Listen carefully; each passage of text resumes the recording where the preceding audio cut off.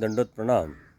सर्वज्ञ श्री चक्रप्रभूंनी अनादीचे व नित्य 4 पदार्थांमध्ये प्रपंच हा सुद्धा नित्य व अनादीचा पदार्थ सांगितलेला आहे. आणि यामध्ये साधारण 2 प्रकार येतात, एक कारण प्रपंच आणि एक कार्यप्रपंच. तर जो कारण प्रपंच आहे त्याचंच व्यक्त स्वरूप म्हणजे कार्यप्रपंच आहे. आणि जो विस्तारला जातो त्याला प्रपंच म्हणतात, म्हणून कार्यप्रपंचाला प्रपंच म्हटल्या गेलेलं आहे. हे साधारण आपल्या पंचमहाभूते 3 गुणांपासून प्रपंच तयार होतो. पृथ्वी, जल, अग्नी, वायू, आकाश ही पंचमहाभूते आणि त्रिगुण रज, तम, सत यालाच अष्टधा प्रकृती म्हणतात. आणि अष्टधा प्रकृतीलाच कारण प्रपंच म्हटलं गेलेलं आहे.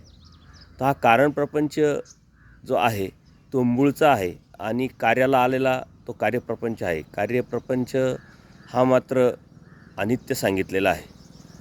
आणि तो प्रपंच जर आपण समजून घेतला तर इथं काय आहे, आपलं काय आहे आणि आपण कशातून घेतलेलं आहे हे आपल्याला लक्षात येईल.